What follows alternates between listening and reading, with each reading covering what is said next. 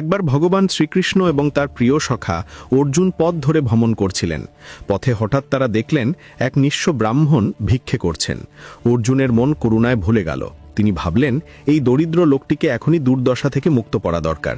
তিনি ব্রাহ্মণকে ডেকে তার হাতে স্বর্ণ মুদ্রায় ভর্তি একটি থলি তুলে দিলেন। ব্রাহ্মণ অত্যন্ত আনন্দিত হয়ে তার সুখের ভবিষ্যতের স্বপ্ন দেখতে দেখতে বাড়ি ফিরছিলেন, কিন্তু দুর্ভাগ্য, পথেই এক হিংস্র ডাকাত এসে সেই থলিটি ছিনিয়ে নিল। ব্রাহ্মণ আবার নিঃস্ব হয়ে ভিক্ষে করতে লাগলেন। পরের দিন অর্জুন ব্রাহ্মণকে সেই একই অবস্থায় দেখে কারণ জিজ্ঞাসা করলেন।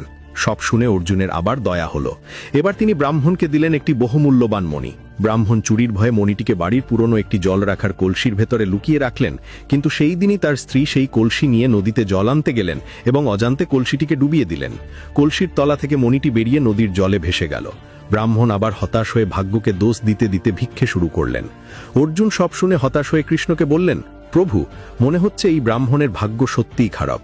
আমার দেওয়া এত সোনা ও মণিও তার ভাগ্য বদলাতে পারল না। শ্রীকৃষ্ণ মুচকি হেসে ব্রাহ্মণকে কাছে ডাকলেন এবং তাকে শুধু 2টি পয়সা দিলেন। অর্জুন অবাক হয়ে বললেন, প্রভু, এত সোনামণি যা করতে পারল না, এই সামান্য 2টি পয়সা দিয়ে কি হবে? কৃষ্ণ শুধু বললেন, দেখো কি হয়। ব্রাহ্মণ পয়সা 2টি হাতে নিয়ে মন খারাপ করে ভাবছিলেন, এই দিয়ে তো পেটও ভরবে না। এমন সময় তিনি দেখলেন এক জেলে তার জালে ধরা মাছের ছটফটানি দেখছে। মাছটির কষ্ট দেখে ব্রাহ্মণের মনে ভীষণ দয়া হলো। তিনি নিজের ক্ষুধার কথা ভুলে গিয়ে সেই 2টি পয়সা দিয়ে মাছটিকে কিনে নিলেন। এরপর তিনি মাছটিকে নদীতে ছেড়ে দিতে গেলেন, আর তখনই ঘটল অলৌকিক ঘটনা। মাছটি জলে মুক্তি পাওয়ার সঙ্গে সঙ্গেই তার মুখ থেকে সেই হারিয়ে যাওয়া মূল্যবান মণিটি বেরিয়ে এলো। ব্রাহ্মণ আনন্দে চিৎকার করে উঠলেন, পেয়ে গেছি, পেয়ে গেছি। ঠিক তখনই পথ দিয়ে যাচ্ছিল সেই ডাকাতটি, যে সোনা চুরি করেছিল। ব্রাহ্মণের চিৎকার শুনে সে ভয় পেয়ে গেল যে হয়তো তার নামে রাজদরবারে অভিযোগ করা হচ্ছে। ভীত হয়ে সে ব্রাহ্মণের পায়ে লুটিয়ে পড়ল এবং চুরি করা সমস্ত সোনা ফিরিয়ে দিল।